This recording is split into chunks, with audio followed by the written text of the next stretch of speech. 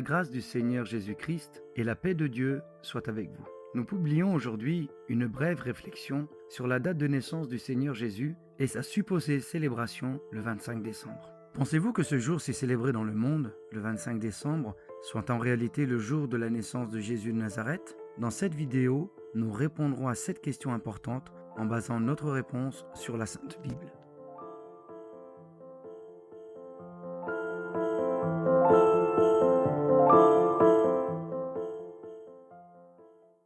Il convient d'abord de noter que la célébration de l'anniversaire n'existe pas dans la Bible en tant que commandement. La célébration de ce jour ne faisait pas non plus partie de la culture juive au moment de la naissance de Jésus. Il y avait parmi les rabbins et les enseignants de la loi ceux qui classaient cette coutume comme une observance païenne. En fait, nous devons faire attention à ce que notre jour, lorsque nous célébrons notre anniversaire et remercions Dieu pour une nouvelle année de vie, ne soit pas contaminé par des rites tels que allumer des bougies et les souffler en faisant des vœux, de la gourmandise et de l'ivresse. En effet, il n'est pas nécessaire d'enquêter de manière très approfondie pour vérifier l'origine païenne de telles attitudes.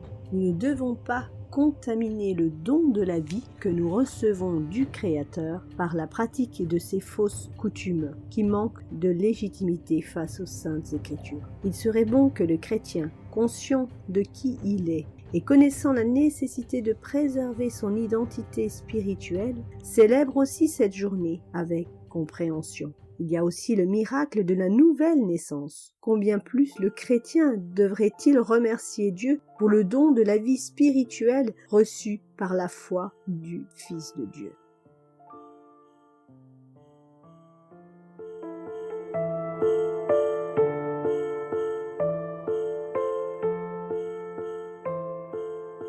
Mais parlant de naissance naturelle, nous ne trouvons pas, dans les écrits apostoliques, des interdictions de nous féliciter le jour de notre naissance.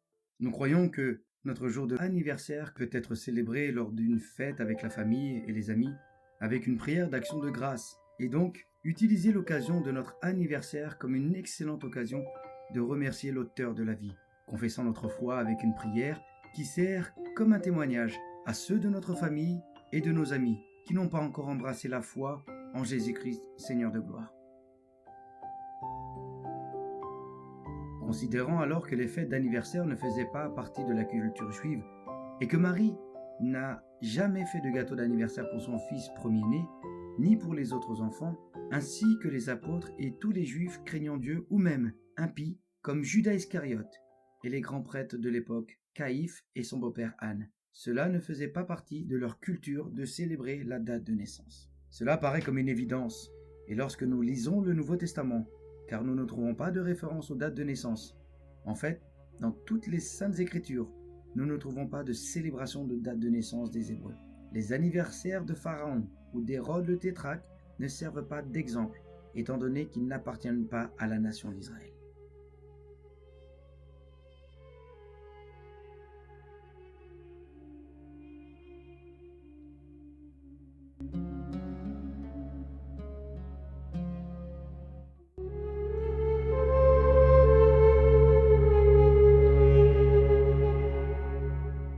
Cependant, lorsque l'Évangile a été diffusé aux païens, c'est-à-dire aux autres nations, ils ont eu une certaine préoccupation à indiquer une date de naissance du Seigneur, peut-être d'abord imprégnée d'un intérêt historique, ou même pour rechercher l'accomplissement de la prophétie sur les 70 semaines trouvées dans le livre de Daniel, bien que cette prophétie semble nous indiquer la date du baptême et du début du ministère du Seigneur Jésus, et non celle de sa naissance.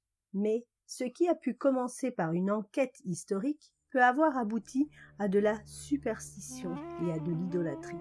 Le premier chrétien à dater la naissance de Jésus de Nazareth semble être Clément d'Alexandrie en Égypte. Il a calculé que le Christ est né vers le mois de mars-avril, qui est une date proche de l'arrivée du printemps dans l'hémisphère nord. Cependant, d'autres, jugeant que Clément se basait sur le calendrier égyptien, calculèrent le 6 janvier, milieu d'hiver, qui est la date célébrée dans l'église d'Orient jusqu'à ce jour. D'autres basés sur la même étude de Clément d'Alexandrie, ont calculé le 17 novembre et d'autres le 20 mai.